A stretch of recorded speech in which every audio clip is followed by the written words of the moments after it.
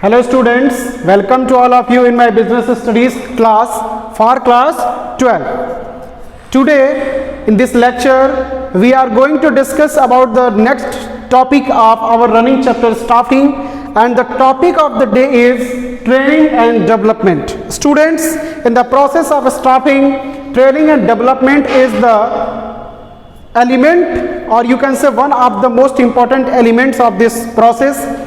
So in this video lecture we are going to explain, we are going to understand the concept of training and development. Before explaining these things, we have to understand the meaning of training, that we can say see on the board. Training means equipping the employees with required skill to perform the job. The candidates are sent for training so that they can perform the job in the expected manner. When we start the process of recruitment, and after recruitment process we have to select the candidates with the help of selection process, and when we select the required candidates with a very lengthy process of selection, after that we have to get them trained. Means जब हम लोगों को select कर लेते हैं अपने काम के लिए, तो अगली बारी ये होती है कि हम उनको कैसे ट्रेंड करें, कैसे उनके स्किल को और ज़्यादा ब्रशअप करें, कैसे इम्प्रूव करें कि और वो बेहतर तरीके से हमारा काम कर सकें, या ये कह लीजिए कि जिस मैनर में हम उनसे काम कराना चाहते हैं, जिस सिस्टम में हम उनसे काम कराना चाहते हैं, उस सिस्टम में वो काम करने के लिए तैयार हो जाएं। तो वो प्रोसेस, वो प्रक्रिया जिसमें हम अपने न्यूली सेलेक्टेड कैंडिडेट्स को, एम्प्लॉइज को अपने ऑर्गेनाइजेशन के इन्वायरमेंट या अपने ऑर्गेनाइजेशन के मैनर के अकॉर्डिंग काम करने के लिए सीख देते हैं, समझाते हैं, उस प्रोसेस को ट्रेनिंग कहा जाता है। ट्रेनिंग कई तरीके की होती है, स्पेशली दो तरीके की ट्रेनिंग हम यहाँ पढ़ेंगे, on the job training end of the job training. ये दोनों चीज़ों के बारे में क्या होता है कि जब ट्रेनिंग एम्प्लॉइज को काम करते वक्त ही दी जाती है, जैसे वो काम भी कर रहे हैं और साथ ही साथ उनको ट्रेंड किया जा रहा है, तो इसको कहते हैं ऑन द जॉब ट्रेनिंग, यानी काम भी हो रहा है और साथ ही साथ उनको ट्रेंड भी किया जा रहा है। और जब कभी ऐसी बात आती है कि उन एम्प्लॉइज को ऑन द जॉब ट्रेनिंग देना मुश्किल होता है, कुछ नए स्किल्स या कुछ बहुत ही इंपॉर्टेंट स्किल्स सिखाने होते हैं, तो उनको जॉब से छुट्टी दे करके स्पेशल ट्रेनिंग सेशंस कराए जाते हैं, और ट्रेनिंग सेशन करा करके उनको उस पर्टिकुलर टास्क के बारे में समझाया जाता है, और जब वो उस टास्क को सीख लेते हैं, समझ लेते हैं, फिर उनको जॉब पे बुला करके उनसे काम कराया जाता है, तो उसको ऑफ द जॉब ट्रेनिंग भी कहा जाता है। अगला वर्ड हमारा है डेवलपमेंट। डेवलपमेंट के बारे में आप ये समझ लीजिए कि development refers to overall growth of the employ.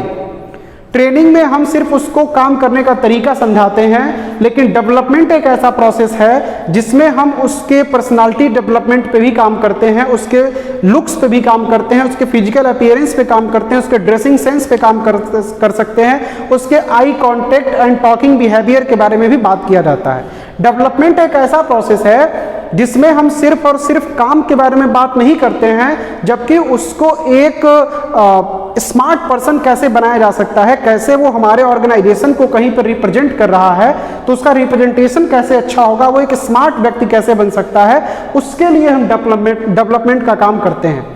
Development में ही ओरिएंटेशन भी एक वर्ड आता है। ओरिएंटेशन क्या होता है कि जिसमें हम अपने एम्प्लॉइज़ को बाकी के एम्प्लॉइज से इंट्रोड्यूस करते हैं, जिससे हमारे ऑर्गेनाइजेशन का जो इन्वायरमेंट है वो फ्रेंडली हो जाए, कोऑपरेटिव हो जाए, जिससे सारे लोग एक साथ मिल के काम करें। डेवलपमेंट कराने के पीछे कारण ये है कि डेवलपमेंट से हमारे जो एम्प्लॉई हैं वो अपने स्किल के साथ साथ ओवरऑल स्मार्ट दिखना शुरू हो जाते हैं, और उनके काम करने का जो तरीका है वो लोगों से यूनिक हो जाता है, एक यूनिक तरीके से काम करना शुरू करते हैं, जिससे कि ऑर्गेनाइजेशन की ग्रोथ और तेज होती है। So this is the meaning of training and development, and in the next part of this video we are going to discuss about the need for training and development. Training की need क्या है, development क्यों जरूरी है, इसके बारे में हम बात करने की कोशिश करते हैं कि ट्रेनिंग और डेवलपमेंट की नीड एक बिजनेस में क्यों है। ये इस वीडियो का दूसरा पार्ट है, इसीलिए इसको हम डिस्कस कर रहे हैं। तो सबसे पहली नीड के बारे में अगर हम बात करेंगे तो वो ये है कि रिड्यूस लर्निंग टाइम। जब हम किसी भी स्किल के बारे में ऑलरेडी पहले से सीख के काम करने आते हैं, तो निश्चित है कि जो हमारा लर्निंग टाइम है, जो हमारा सीखने का समय है, वो कम हो जाता है। आप इमेजिन करिए कि अगर आप कार चलाना नहीं जानते हैं और अगर आपको कार चलाने पहली बार जब सीट पे बैठाया जाता है तो आपको सीखने में बहुत वक्त लगता है, लेकिन अगर आप पहले से कार चलाना जानते हैं तो आप जब कार की सीट पे बैठते हैं तो आप कार को स्मूथली चलाना शुरू कर देते हैं।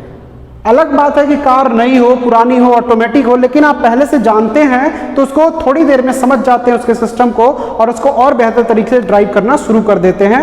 इसी तरीके से हर जगह है कि जब हम ट्रेनिंग करने जाते हैं या ट्रेनिंग के बारे में बात ही इसलिए करते हैं कि हमारे लर्निंग टाइम को कम कर देगा।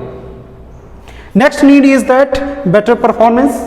ये जाहिर सी बात है कि जब हमारा लर्निंग टाइम कम होगा, हम चीज़ों को जल्दी सीखेंगे, या ये कह लीजिए कि हम चीज़ों के बारे में ट्रेंड रहेंगे, तो हमारा परफॉर्मेंस बेटर होना ही होना है। और इसी बेटर परफॉर्मेंस के लिए ही हम नीड की बात करते हैं, ट्रेनिंग की बात करते हैं। Next one is attitude formation. Attitude formation का मतलब यहाँ कहीं ना कहीं एम्प्लॉय के कॉन्फिडेंस लेवल से है। कोई भी एम्प्लॉय जब अपना काम बेटर परफॉर्मेंस के साथ करता है तो उसका जो कॉन्फिडेंस है वो बढ़ जाता है। लेकिन अगर कोई भी एम्प्लॉय अगर अपना काम बेटर तरीके से नहीं कर पाता है तो डे बाय डे उसका जो कॉन्फिडेंस है, उसका मोरल है, वो डाउन होता चला जाता है। इसलिए एक एम्प्लॉय का एटीट्यूड या उसका मोरल हाई रहना भी ऑर्गेनाइजेशन के लिए बहुत जरूरी है, जिसके लिए हम ट्रेनिंग और डेवलपमेंट की बात करते हैं। एक छोटा सा एग्जांपल मैं लूंगा कि एक ऐसा बैट्समैन क्रिकेट खेलने जब जाता है, जब वो कंप्लीटली प्रैक्टिस करके नहीं गया होता है और वो अच्छी बैटिंग नहीं करता है, आउट हो जाता है, तो उसका कॉन्फिडेंस डाउन होता है। लेकिन जब वही बल्लेबाज अगले किसी मैच में बहुत अच्छी बैटिंग करता है तो बोला जाता है कि ये बैट्समैन फॉर्म में आ गया है, और वो उसके बाद उसका कॉन्फिडेंस बढ़ जाता है। जब वो कुछ रन बना लेता है, थोड़े टाइम मैच खेल लेता है, तो उसका कॉन्फिडेंस बढ़ जाता है और वो एक अच्छा स्कोर कर सकता है। तो ये समझी हुई बात है हर जगह पे कि जहाँ पे एम्प्लॉय अपना काम अच्छे तरीके से करना शुरू करेगा, उसका कॉन्फिडेंस बढ़ना ही बढ़ना है।